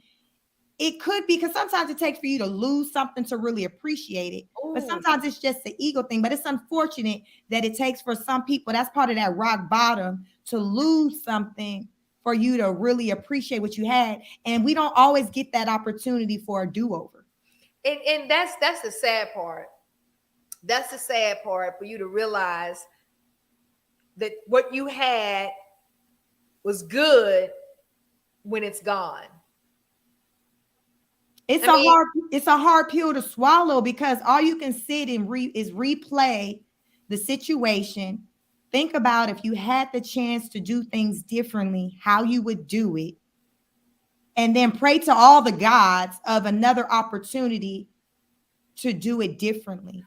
And sometimes we're not given that. But here's the thing I tell people, sometimes we got to sit and accept the fact that we may not be given that opportunity again with that person, but that don't mean we can't learn from it to be better. Absolutely. The next opportunity, the next relationship we get in, to move differently. Because sometimes that sets you up. Maybe it wasn't for you to really be with that person. You were with that person. It maybe was to get that lesson. Maybe to get that lesson. Maybe to show you who you are in that particular situation. Or to better prepare you for the person you're really meant to be with. Absolutely. Yeah, I don't think that a lot of people see it that way. Because I don't think so either. Because even later down the line, after I went through the things that I went through, and just say during my marriage and whatever I went through with my husband, I got to a point where when I found myself being able to speak to other people, I ended up meeting a friend who found herself in a similar situation that I had been in some years back. And I helped her through it. And her and her husband are still, married longer than me. They're probably at 20 plus years now. But at that moment, I came to realize, or I came to feel that I went through, Miss V, what I went through for that, to be able to be there, to be able to tell her what I needed to tell her. And so maybe what I went through, it wasn't even about really me. It was about positioning me to be able to help somebody else down the line, and I didn't even know it. Somebody down the line years later. And the thing about that, I was told years ago, in my first marriage, because I always say, look, like I was in hell for like 12 years. And this lady told me, she says, Veronica, what you're going through is not for you. It's later on in life, you're going to be able to help somebody else. And I remember very distinctively saying, and I do quote, if I got to hurt like this to help somebody, I don't want to help nobody. And she was just like, you can't have that attitude. And as time went on, I felt bad that I said that, but it feels so good, because what you can handle, somebody else may not be able to handle. And you can just step in and say, listen, sis, listen, bro, it's like this. And this is how you can get through it. Because that person might not be able to handle it, but coming from somebody else, they'll be able to receive it and move forward through their situation, right? So yeah, it's like life lessons. It's rough, but we have to have growing pains. Mr. Lecco says, remember, y'all, some of these women only know to run because it's simply easier to do. It sure is. It sure is. That's what I grew up seeing. I experienced that just even before getting married. I stopped running really when I got married, because even when, say, in my marriage, when I tried to run, my husband wouldn't let me. But I was just, running is what I seen. Even if, say, that person had their reasons for why they ran, it was still the example that I saw. As I say, when the going gets tough, you get to going. And that's that's how I treated things that made me feel uncomfortable. I don't want to deal with that. So let me just go do something else. I'm a non-confrontational type of person. So if something is just not making me feel good, I'm not finna goddamn sit and fight and kick and deal with all that. I'm finna go do something else. That's just my personality. But I've learned that in a marriage, you can't really do that. You got to deal with it head on. That's what you got to do. Well, you know what? Being very transparent, I wasn't married, but I was going through a lot. You know, I was divorced at the time, but going through a divorce, and you know how that is ugly. And I literally was getting ready to move to Atlanta. I had got my cosmetology license, everything transferred down there, had found an apartment and everything, and was setting everything up to transition to Atlanta because I no longer wanted to be here. But you know what my son told me? He says, Mom, why are you running? I'm like, what are you talking about? He says, Mom, if you run to Atlanta and if we move down there, you're still going to have the same problem. Why don't you just face it head on? And I'm thinking, wow, it was painful. It was hurtful. But in that moment, I was like, you know what, son, you're right. You're right. He took my damn sleeves. And I see that so much, especially with women, where I'm leaving, I'm moving to this town, I'm moving to this state, to this country. And to me, I interpret that as running, because what I think is, little do they know, when they cross into that different time zone, different region, different country, that same thing that was a thing where they just left from is still going to be a thing. That's exactly right. So you might as well face it head on, deal with it, learn from it, grow from it, and move the hell on. You know, and I'm glad I did. Was it easy? No, it wasn't. You know, counseling and, you know, just facing it and just dealing with the ugliness of the whole situation. And like I said, I felt like I was in living hell for years. But honey, let me tell you, it was light at the end of the tunnel. And one day I looked up and I looked back and I was like, wow, look how far we've come, you know? So I'm glad I didn't run to Atlanta. The storm doesn't last forever. You know, that's why there's a rainbow after the storm. The storm doesn't last forever, but oftentimes when we're in it, it just feels like we're just in it. It's going to last forever. But that's why it's good to circle yourself around people who know differently, who knows better, who has that wisdom to say, you know what, you can be running forever. You can continue to run forever, but it's what's a thing is still going to be a thing unless you stop to deal with it. And so I come on here, and I like to come on here to talk to the ladies, to tell them anything is possible with work. If it's something you want, anything worth having is worth working on. Me and my husband were married 18 years. We work on that. Somebody might not like to hear the word work, but bitch, that's what the fuck it is. It's goddamn work. Listen, I didn't say that to that woman, but you said bitches work. Sip, you said it's work. Now I need a drink. Work. You said it's work. Bitches work. Don't even work. And anybody who's married know what I mean. Y'all talk to me in the chat. Married ladies, you know what the fuck I mean. Marriage is work, just like children is work. It's work. But here's another caveat to that, friend.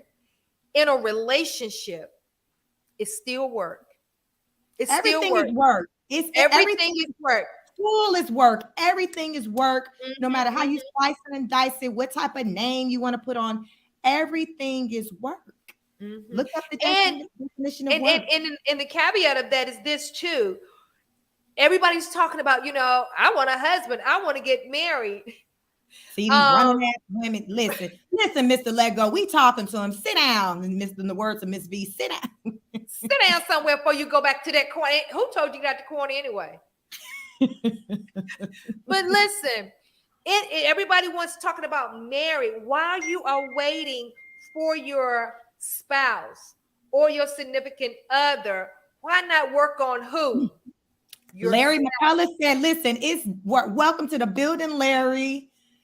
Hello. He said it's work. I know Larry, a whole married man out here, been married for a long time. He know it's goddamn work. He know being married is work, being a father is work, being a husband. He knows it's work. That's what I'm like, anybody who's married, it's work. And for someone to say it's not work, they ain't never been married before. Mm-hmm.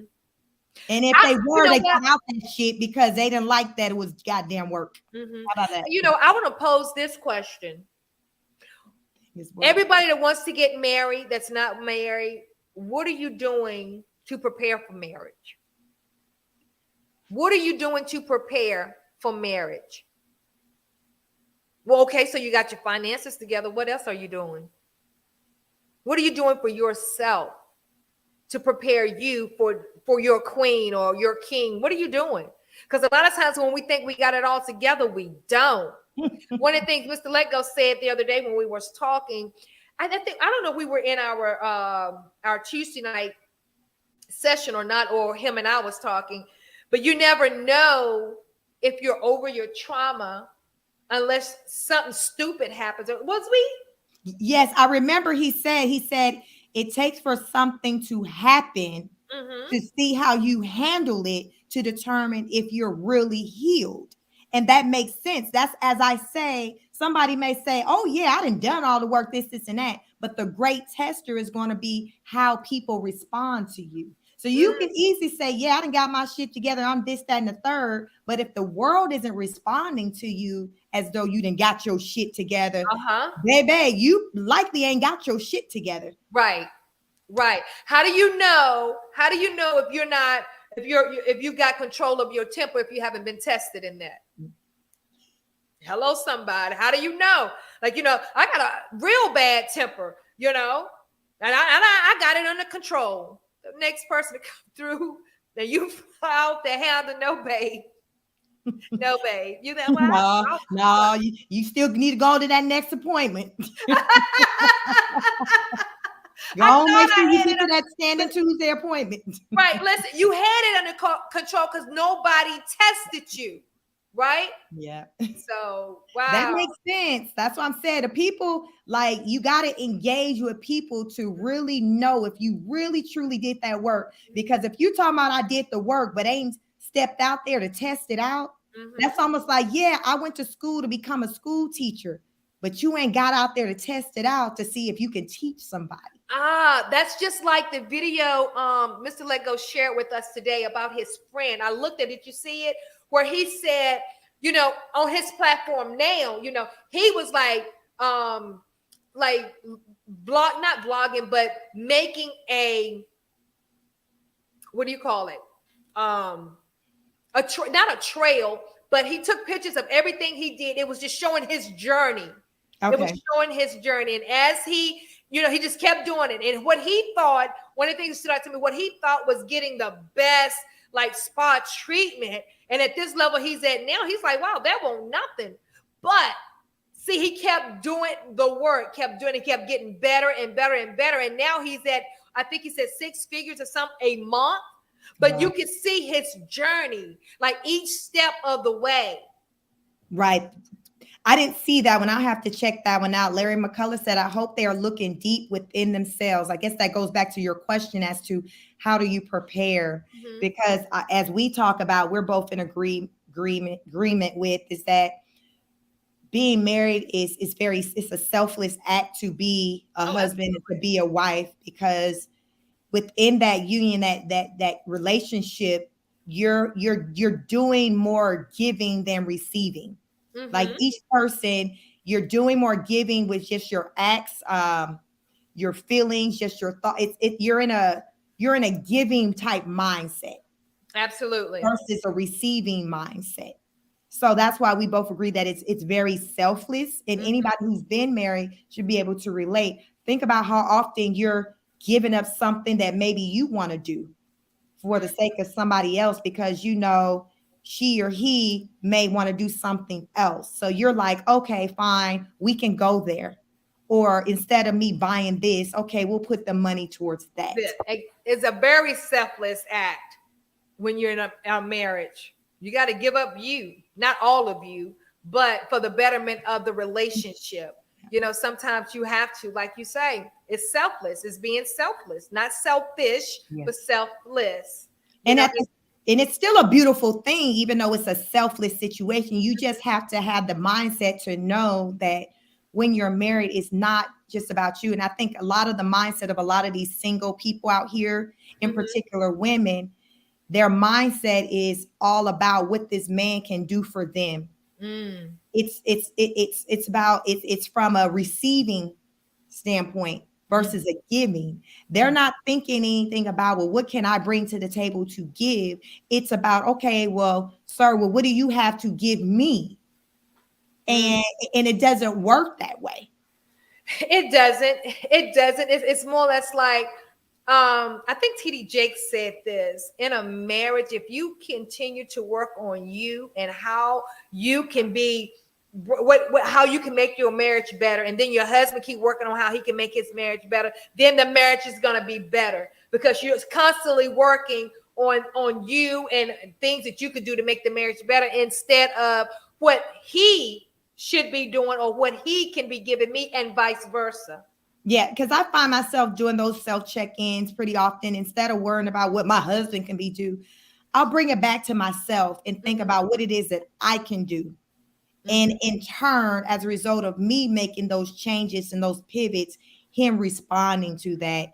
And I'll just pause here. Those who are joining us, please, thank you for joining. Please make sure you like, share, subscribe. If you're on Facebook, I welcome you. Thank you for showing up. Thumbs up. Please make your way over to my YouTube channel to make sure you're subscribed there as well. I regularly come out here on YouTube and talk about things pertaining to relationships. You know, as a married woman, given my perspective, I've been married. I recently celebrated 18 years of marriage. So I've been married a very long time. So I come out here to just give that insight on marriage, in particular to women, because there are a lot of women who do desire marriage, but they just need some help with gaining an understanding of like what that looks like, how to go about getting it, you know, what it looks like to work through some things, you know, that again, back to that word work, everything is work. So just like we work to get our education in school, we work to have these babies, like everything is work. And if it's worth having, you'll work for it. I agree. So it is what it is. I mean, hopefully these people out here, especially these celebrities, they gonna get that shit together, because if not, you know, their pockets gonna be ran. You know, they finna lose that coin. And it is what it is, you know. It's all what they say, a hard lesson, you know, an expensive lesson. How many times have we've encountered having an expensive lesson where it's just like, damn, that lesson really cost me. Can you relate to that, Ms. B? You know what my daddy told me one time? Because I was really, really quick-tempered. I still have a temper, but not like it used to be. He told me one time, he was like, you see that? And at the time, Camaros was like the hottest cars to have. He's like, you see that Camaro right there, Baby Cakes? He's coming, Baby Cakes. I said, yes, sir. He said, that's what you should be driving. I said, you think so, Daddy? He said, yeah. And you know why you ain't driving that?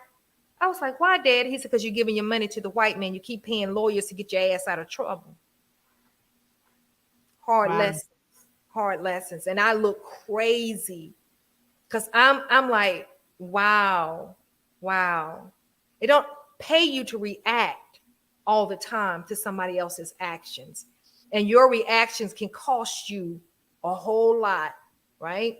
Monetary, your freedom. It can cost you a whole lot. That was a hard lesson learned. So that cost me a lot. Just being transparent. Listen, that's just my story, you know? So you asked, yes, I have done some things that cost me a hell of a lot of money, you know? Yeah, and a lot of people have gone these divorce. What I say, the divorce rate is 40 to 50%. Imagine how much money have been lost. Imagine how many attorneys lawyers who have gotten rich off of the loss. Because they want to drag it out. Yep. Keep dragging it out and they need more money per hour. They see you coming. Yeah. And they play on your emotions too. And they're gonna be like, oh, so we want to get this. Oh, I need a little bit more time. Let me go ahead and but I can get you this and I can, you know what I mean? Yeah. A lot and see, because I'm so sorry. Go ahead. No, I'm saying you gotta see through that. Mm-hmm. And those are the type of things that we need to think about beforehand when we get ourselves into, when we decide to marry somebody. You got to really be honest with yourself as to, is this somebody who's marriage material? Because is this somebody to where if it don't work, will they be worth the cost of getting out of it? Like, you got to ask yourself, is this person where it's like, he's so awesome to where I'm willing to take this chance on him or her. Mm-hmm. I'm willing to, because they just shit. So if it don't work out, oh the fuck well, but I'm willing to, what they say, risk it all. I'm willing to risk it all for this ass. Is, that ass that fat to where it's like, you know what, I'm gonna risk it all. Puff Daddy said, fuck that. He ain't found an ass. He don't care how big Miami ass is, or how beautiful, the late Kim Porter was, or Cassie. He still wasn't willing to take that risk. Right. And he just doing him, and you can't do nothing but respect, because that's what he said. And you already know when you're going in there what it is. Yep. You can't say that you didn't know, because he lays it out. So that was something to where I was always able to respect about him when it came to relationships, to where he let it be known out the gate, like, yo, this is what it is. Much like Mr. Let Go, we talk about his stance on a lot of things, but one thing we can't accuse him of is misleading somebody. You know what it is right out the gate. He'd be like, you knew what the fuck it was when you subscribed to my channel back in 2021. So here's the thing. If he get married, and God forbid this was to happen, if he was to get married, they get a divorce. We're not speaking that, because he said he want to be married by next year. So, but just in case it happened and they get a divorce, they can't say they didn't know what the rules were, because he done put it out there on how many different times he's posted. Hell, we can remind her what the damn rules is. It's how you don't know the rules. You got his last name. You Mrs. Let Go. She speaks know the fucking rules. You could have watched my damn videos to learn the damn rules. Right. So it's just like, we sometimes just kind of want to turn the blind eye when it suits us, as I guess a get out of jail free card, to try to play crazy and be like, oh, well, I didn't know. And there's many situations to where you can't really just say that, because it's so painfully obvious. Like, anyone who does choose to mess with Puff Daddy, the world knows. People in Afghanistan, Ethiopia, Paris, France, we all know how he rolled. Oftentimes people try to, let me take that back. Women would feel like deep down, I can change him. I'm not like them other women he done been with. I hear what you're saying, but I'm going to change you. No, hell, Maya Angelou said it best: when a person shows you who they are, believe them. I remember. Go ahead. You can't change a person. And I have the utmost respect for anybody, man or woman, to just tell you what it is from the gate, so you won't be left with, I thought it was this. No, babe, I told you straight up at the gate, you can't put that on me. So your expectation, that's on you. Yeah, and that's why I always say I don't believe in assuming, forming your own assumptions. You need to ask. If you're in a relationship, or you think you're in a relationship with a man, you better get clarity to say, listen, bro, are we in a relationship? Am I your woman? Are you my man? Because you can think y'all got a whole situation going on. You can think he planning for y'all engagement. You finna be married. You didn't start planning for your wedding, and all he view you as just a jump off. Okay. How many times have we seen? Yes, but how many times have we seen where you see two people and they got something going on, and one think is more than what it is? Or have you been a lot of times? Or have you even been in a situation where you thought it was more than what it was, because that person was like, I ain't tell you that. I'm sorry that you believe that, but that's not. I'm sorry. That's not what I said, and I'm sorry you were mistaken. Listen, I was dating this preacher, honey, and I thought because we were dating, like going out, that we were a thing. I just started going to his church, just sitting in the church and shit. I said, so what is this? He said, what do you mean, what is this? I said, we're a couple. He was like, I never told you that. I was like, but I thought all the time he was like, Miss B, you thought you was about to be the first lady. thought I was gonna be the first lady. You thought you was making good before making good. You know what he told me? He was like, you'll be a rough first lady. Not a rough. I ain't never heard that one. Yeah, he said, you'll be a rough first lady. He said, because honey, you don't know how to hold your tongue. I mean, he was like, you be done set these people, you be done made everybody leave the church. And I was offended by it for a while. But then after I thought about it, I couldn't be mad at nobody but myself. We're still friends to this day. We're friends to this day. Not the rough first lady. Huh? Yeah, rough first lady. The rough first lady. You know how people keep going to the past and the first lady for, listen, I just don't. Look, I done told your ass one time, but you keep coming back in here. Hell, you done prayed to God. Have he told you anything? Well, listen, God didn't damn. I didn't tell you. Your jam ass just stupid as hell. Then if you can't hear God, you can't hear my loud ass tell. And you know, a lot of times people just want what they want and want you to tell them what they want to hear.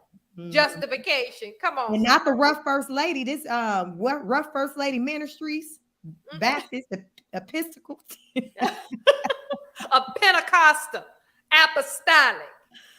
Oh my God, that's hilarious. Like, but it is what it is. You keep it real, and everybody is not ready for that. Mm-hmm. So, you know, you and I both, it's kind of like, you know, it's either we're for you or we're not. And I like to believe that the right people gravitate towards you. Mm-hmm. So I think that has to be said when we're moving. It's not about you changing and becoming something different. It's a matter of you moving in a way to where you know that people are going to receive your message the best, because sometimes we can move in a way and our message is missed. Absolutely. So we got to be keen on, okay, I got a message. I really want the people to get it. So let me really, you know, really put thought into how I'm going to deliver this message. As I say, you got to read the room, because sometimes you have to change how you deliver your message. Mm-hmm. You got to meet people where they are. That's true. And that's something I definitely have to work on. I definitely have to work on reading the room and knowing how to deliver it. Whatever it is that I'm going to deliver, I definitely have to work on that. I'll be the first to admit that. You know, I'm a work in progress. Right. It's a work in progress. And it takes practice. I always say my favorite subject is people. I love studying people, looking at their body language, how they move, because I feel like if you can pay attention to how people move, you can almost kind of predict how they may respond to something else. Because it's learned, it's the patterns. I pay attention to patterns. So some people may get it confused with me judging, but it's not that. Mm-hmm. I'm paying attention to the patterns, the behaviors of people. Mm-hmm. Right. And therefore it has me to be able to predict what their next move may likely be. Mm-hmm. And it protects me, because I know how to move when it comes to that person, because I'm not in denial about how this person is, how they move. I've prepared myself, and I'm not judging them based off of how I feel they should move or how I think I'm basing it off of their own actions and behaviors. Like, you can't get mad at me because I'm dealing with you based on my past experiences with you. Right. Or how I see that other people's experiences are with you. You can't be mad. If I see that you always lying and thieving with other people, when I come along, you can't be mad if I'm kind of hesitant and I got my guard up with you, because that's moving smart. That's me paying attention to who I'm dealing with and moving accordingly to protect myself. That's something we all should do. And back to your thought of people thinking that they're different. I think many women at some point in their life, they felt like they can change somebody. I know I did. I did that shit one time and learned from it in high school, and I never did that shit again. That was definitely a lesson where I learned at an early age, you can't change a person. Mm-hmm. I couldn't change a man. I couldn't change my boyfriend at that time. He was who he was. And I couldn't want better for him than he wanted for himself. Absolutely. I learned going forward to never get in a relationship with someone with a mindset of I can change them. I can make them be great. If they're not where I want them to be or need them to be at that moment, then I just move on. Because people grow on their own. They don't grow at the rate of how you want them to grow. That's not how life works. And sometimes people can be guilty of spending a lot of energy trying to control and change people. If it ain't working for you, move on to something else. Don't stay in something, spinning your wheels, trying to change something, change somebody. Because guess what? You're going to get pissed off. You're going to get your goddamn feelings hurt. Because name me a situation where that has ever worked. That person, the person reformed, they become resentful of you, right? You're changing me. I never told you I was going to be this person. Well, I thought you was, since we're married, we got the same last name. Well, that's on you. That's exactly how the conversation gonna go. That's on you, sis. I didn't tell you that. This is who I am. So you can't want to hold it against me, the person who I am, when this is who I was when we got together. So now that we now have the same last name, you mad at me because I'm still that same person from the beginning? Like that, when you think about it, it sounds crazy as shit. Because I'm still the same person you met me as. I didn't change, and you mad? It should be the reverse. It should be, oh, I'm so happy and in love because you're still the same person I met. That means you shouldn't be trying to make a life with somebody who ain't shit, who fucked up and looking for them to change. You make a life with somebody who already got their shit together. Period. So therefore, you know it can only get better. Absolutely. Not they're in the shits in the ground, and then you're hoping that they come up out the ground, out the gutter, and it get better. That's not the way it should work. But there are a lot of people who are in relationships with that mindset, Ms. V. And it's very absolutely. I find that delusional thinking. And a lot of times Juanita Bonham said it best at one point. She says, if you meet somebody that's a janitor and they happy with what they're doing, and you just fall in love with them, and you see that they're a janitor, you didn't have no problem with it at the beginning. When y'all get married and you feel like he needs to start making more money, well, don't get mad at him when he tell you, this is what I love to do and I don't want to change. Well, you should have knew that when you married him, before you married him. So don't try to change people. If that's, these are the conversations that must be had, That's on you, like you said. And I just hope people, these are the things that when you talk about when preparing for marriage, these are the things that they need to be thinking about. Because if they don't think about them now, what they say is what you don't deal with now, you're going to deal with it later. Yes. And you're going to be a part of that stat of 40-50% of marriages ending in divorce. So, I mean, it's up to you. As they say, life is about choices. You can choose to make things hard. You can choose to make things easy. Ms. V, I'm always trying to go the goddamn easy route. That's why I say I knew at an early age the bitch wanted to get married. Because I'd be damned if I was going to be having some goddamn kids and raising them by my goddamn self, because that shit didn't look cute. When I seen that shit popping off with the people in the community, I wasn't saying, ooh, I want that for myself. Hell no. Fuck that. I want my shit to look like goddamn the Brady Bunch or the Love and I want Nixon. I knew that that's not what I wanted because it didn't look ideal. So I said, let me try something different, because this right here looks like work is stressful. Like I wasn't seeing the women looking refreshed because of working so hard, would happen to figure and do shit on their own. That's not the way it's supposed to be. A woman should be able to rest in her femininity, have the support of a man, to have him there to comfort her, to rub her goddamn feet, rub her back, draw her bath water, help with the kids. That's the way it should be. Every woman should be able to experience that. And that's what the hell I said. Listen, I knew as a young girl that that's what I wanted.